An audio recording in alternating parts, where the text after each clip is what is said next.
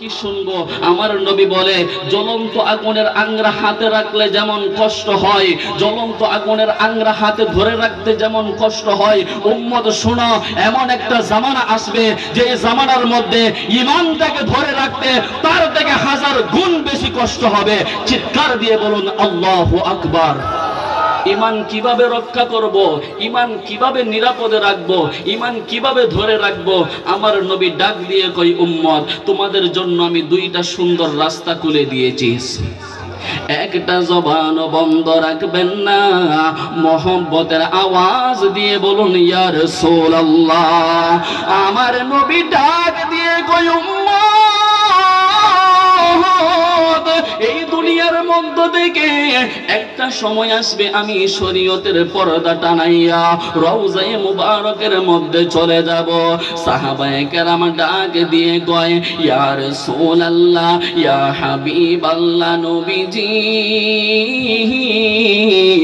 ও মায়ার নবী গো, যে সময় আপনি নবীকে আমরা পাবো না, আপনি নবীর চেহারা মুবারক দেখতে পারবো না, ওই সময়ে আমরা কাদেরকে অনুসরণ করব?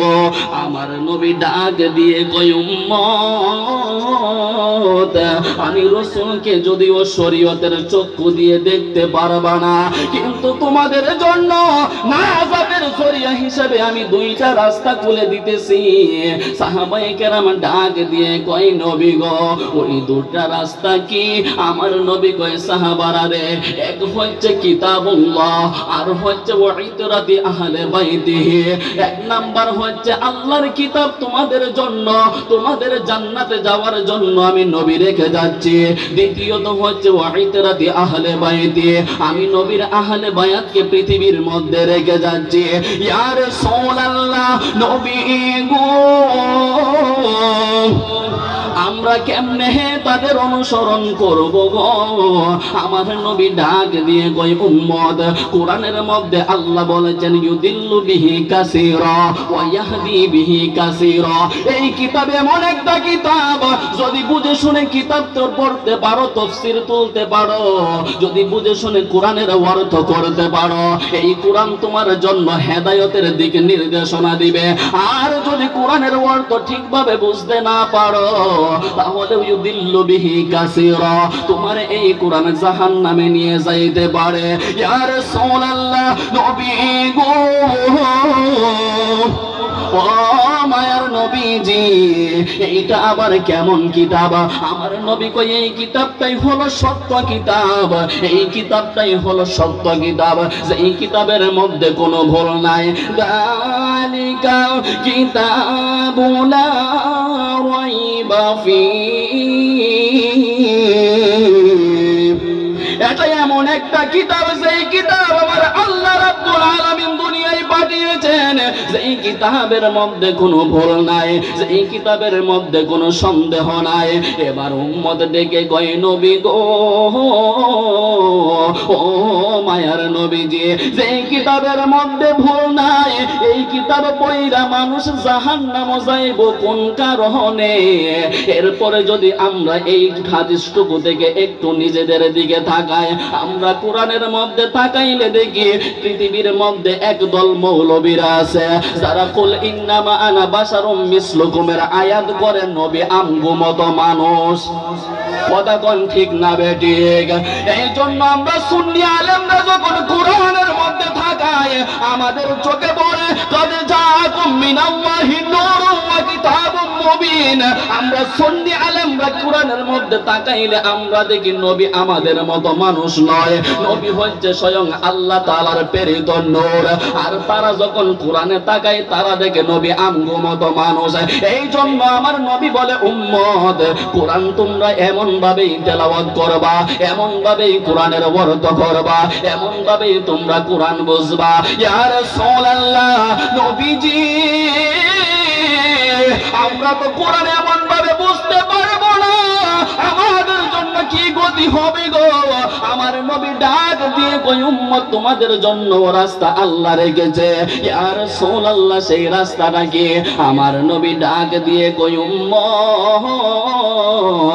সূরা ফাতিহার মধ্যে থাকায়া দেখো ইহদিনাস সিরাতাল মুস্তাকিম সিরাতাল্লাযীনা আন'আমতা আলাইহিম।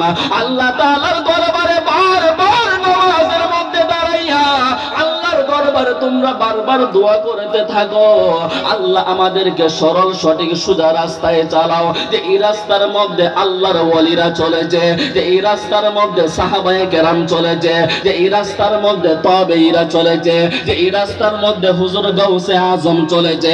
এই জন্য আমার নবী কয় হে আমার উম্মত, যদি তোমরা সঠিক রাস্তা চাও তোমাদের জন্য আমি ওয়াইতরাতি আহলে বাইতি, তোমাদের জন্য আমি আহলে বায়াতের নৌকা রেখে গেলাম। এই নৌকার মধ্যে যারা উঠবা কিয়ামত পর্যন্ত ঈমানটারে আমার আল্লাহ নিরাপদে রাখবো, মরার পরে আহলে বায়াতের সাথে জান্নাতি আল্লাহ বানায়া দিব। আল্লাহু আকবার বলুন। এই জন্য আপনারা বলুন আজকে আমরা আল্লাহর ওয়ালির দরবারে এসেছি, এইটা আহলে বায়াতে রাসূলের একটা অংশ। কথা কন না ঠিক না বেটি? এতগুলো মানুষ আওয়াজ দিলে এই জায়গার যত সাইড বাইট আছে, যত বামপন্থীরা আছে তাদের মাথা গরম হওয়ার কথা। জবান খুলে কোন আওয়াজ দেওয়া লাগবো নি? যাদের ভিতরে নবীর শান শুনলে ওলি আল্লাহর শান শুনলে আগুন জ্বলে, তাদের ভিতরে আগুন আরো জ্বালাইবার দরকার আছে নি? আমরা কিন্তু নাম কয়ে আগুন জ্বালাই না, আমরা দলিল দিলেই তাদের ভিতরে আগুন জ্বলে। কথা কন না ঠিক না বেটি? এই জন্য বলুন আল্লাহর ওলিদের পথে মতে আমরা থাকতে চাই কি চাই না? আহলে বায়াতের পথে মতে থাকতে চাই কি চাই না? সাহাবায়ে কেরামের পথে মতে থাকতে চাই কি চাই না? আজকের দরবার থেকে শিক্ষা নিতে হবে, জীবন যাইতে পারে কিন্তু কখনো কোনো বিয়াদবের রাসূলের সাথে সম্পর্ক থাকতে পারে না। হাত তুলে কোন ঠিক কিনা? সুন্নিরা এটাই শিক্ষা দেয়, যার ভিতরে নবীর প্রেম আছে তারে টাইনা বুকে ধরো। কথা কয় না, কথা কয় না। যার ভিতরে নবীর প্রেম আছে তারে টাইনা বুকে ধরো। সে যদি রাস্তার মুসিও হয় অসুবিধা নাই, তার মনে নবী আছে। আর যদি 10 তলা 20 তলা বিল্ডিং এর মালিক হয়, কোটি কোটি টাকা ব্যাংক অ্যাকাউন্টের মধ্যে থাকে, কিন্তু কলবে নবী থাকে না, তারে বুকে তো দূরের কথা জুতার নিচেও রাখতে পারি না। জবান খুলে কোন ঠিক না বেটি? আমার জুতার পায়ের নিচের তলার যে ধুলি আছে এই ধুলাটার দাম আছে, কিন্তু লক্ষ লক্ষ কোটি কোটি টাকার মালিক যার ভিতরে নবী নাই, 1 পয়সার মূল্য নাই। নবী প্রেম আর কেমনে বুঝাইতাম? আমার নবী নিজেই বলেছেন আলা ঈমান লিমাল্লাহ মুহাব্বত আলা, যার ভিতরে আমি নবীর প্রেম নাই তার ভিতরে ঈমান। একটা জবান বন্ধ রাখবেন না, জবানটা খুলে ঈমানি জজবাই বলুন ইয়া রাসূলুল্লাহ। এই দুনিয়ার মধ্যে আল্লাহ রাব্বুল আলামিন বেলায়েতের একটা সিস্টেম চালু কইরা দিয়েছে। এই পৃথিবীর মধ্যে আমার নবী যখন বললেন আনা খাতামান নাবিয়্যিন লা নাবিয়্যা বাদি, আমি নবী হচ্ছি শেষ নবী, আমি নবীর পরে আর কোন নবী হবে না।